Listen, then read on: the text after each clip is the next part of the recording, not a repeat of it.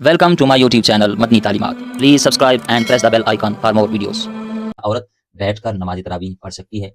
दूसरा सवाल पूछा गया है कि औरत तरावीह अगर ना पढ़े तो क्या उसका रोज़ा होगा या नहीं। और फिर एक सवाल पूछा गया है कि औरत कितनी रकात नमाज तरावीह अदा करे, 8 रकात या 12 या फिर मुकम्मल 20। तो ये इंतहाई अहम सवालात हैं। मैं मुख्तसर से वक्त में आपको इन सवालात के जवाब देने जा रहा हूँ। बिस्मिल्लाहिर्रहमानिर्रहीम, अस्सलामु अलैकुम वरहमतुल्लाह। मुअज़्ज़ज़ सामीन किराम, ख़वातीन की तरफ से कुछ सवालात पूछे गए हैं कि क्या औरत बैठकर नमाज तरावीह पढ़ सकती है। दूसरा सवाल पूछा गया है कि औरत तरावीह अगर ना पढ़े तो क्या उसका रोज़ा होगा या नहीं। और फिर एक सवाल पूछा गया है कि औरत कितनी रकात नमाज तरावीह अदा करे, 8 रकात या 12 या फिर मुकम्मल 20। और एक सवाल पूछा गया है कि नमाज तरावीह जो है ये फ़र्ज़ है या सुन्नत मुअक्कदा है या नफली इबादत है। इस हवाले से हमें ज़रूर आगाह कीजिए। तो ये इंतहाई अहम सवालात हैं। मैं मुख्तसर से वक्त में आपको इन सवालात के जवाबात देने जा रहा हूँ। आपसे रिक्वेस्ट है वीडियो पूरी देखिएगा। आपके जहन में भी कोई शरई मसला हो, रोज़े के हवाले से, नमाज के हवाले से, ज़कात के हवाले से, नमाज तरावीह के हवाले से, सहर व इफ्तारी के हवाले से या दीगर कोई भी शरई मसला हो, तो आप इसी वीडियो के कमेंट बॉक्स में अपने उस मसले को दर्ज करें। इंशाअल्लाह मैं आइंदा वीडियोज़ में आपके सवालात के जवाबात देने की भी ज़रूर कोशिश करूँगा। अब आइए इस तरफ कि औरत जो है वो अगर नमाज तरावीह ना अदा करे तो उसका वो रोज़ा होगा या नहीं। इस हवाले से ये पहला सवाल मैं आपके सामने रखने लगा हूँ। याद रखें, ये जो रोज़ा है ये माह रमज़ान मुबारक की ख़ास इबादत है और फ़र्ज़ है। ये जिस तरह मर्दों पर फ़र्ज़ है इसी तरह औरतों पर भी फ़र्ज़ है। ठीक है जी। इसी तरह ये जो तरावी नमाज है ये सुन्नत मुअक्कदा है। जिस तरह मर्दों के लिए नमाज तरावी अदा करना ज़रूरी है, सुन्नत मुअक्कदा है, इसी तरह औरतों के लिए भी नमाज तरावी अदा करना ये सुन्नत मुअक्कदा है, ज़रूरी है। बस फ़र्क ये है कि मर्द हज़रात जो है वो मसाजिद में जाकर बाजमात नमाज तरावी अदा करते हैं और ख़वातीन जो हैं वो घरों में नमाज तरावी अदा करेंगी। और नबी करीम अलैहिस्सलाम ने फरमाया कि जिसने अल्लाह की रज़ा के लिए माह रमज़ान मुबारक की रातों में क़याम किया, नमाज तरावीह के हवाले से उलमा किराम फरमाते हैं कि यह हदीस पाक है कि जिसने ईमान और सवाब की नीयत से क़याम किया माह रमज़ान मुबारक की रातों में, तो अल्लाह ताला उसके पिछले सारे गुनाह मुआफ़ फरमा देता है। तो ये नमाज तरावीह की फजीलत भी आपने समात फरमा ली। अब अगर कोई बंदा बगैर किसी शरई उज़र के नमाज तरावीह अदा नहीं करता तो याद रखें ये गुनाह से खाली नहीं है।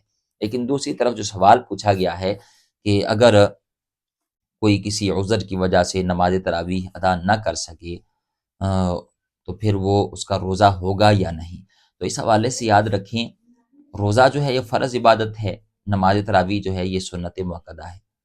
आप हरगिज़ ऐसा न कीजिएगा कि अगर आपकी किसी वजह से कभी नमाज तरावीह रह जाए तो आपने फिर अगले दिन का रोज़ा भी नहीं छोड़ना। याद रखें, रोज़ा जो है ये फ़र्ज़ इबादत है और नबी करीम अलैहिस्सलाम के फरमान का मफ़हूम है कि बंदा सारी ज़िंदगी अगर रोज़ा रखता रहे तो रमज़ान के रोज़े के बराबर नहीं हो सकता।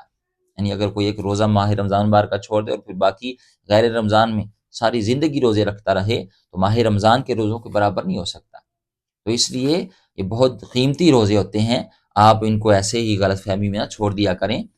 सुन्नत मुअक्कदा है नमाज तरावी, अगर आपकी कभी किसी वजह से रह जाए तो इससे रोज़े पर असर नहीं पड़ता, आपका रोज़ा जो है वो दुरुस्त माना जाएगा। आप अगले दिन का रोज़ा ज़रूर रखें, ये फ़र्ज़ है। ठीक है जी। और एक सवाल ये भी जो पूछा गया है कि नमाज तरावीह का वक्त कब शुरू होता है और कब ख़त्म होता है, तो इस हवाले से याद रखें, नमाज तरावीह का जो वक्त है वो जब आप इशा के 4 फ़र्ज़ पढ़ लेते हैं, फिर 2 सुन्नतें पढ़ लेते हैं, तो उसके बाद नमाज तरावीह का वक्त जो है वो शुरू हो जाता है। उसके बाद आपने 20 रकात नमाज तरावीह अदा करनी है।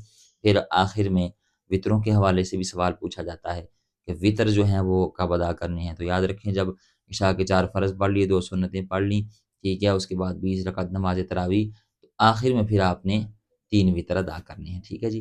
वितर अदा कर लें, साथ 2 नफल अदा कर लें। ठीक है जी। तो ये तो इसका वक्त है।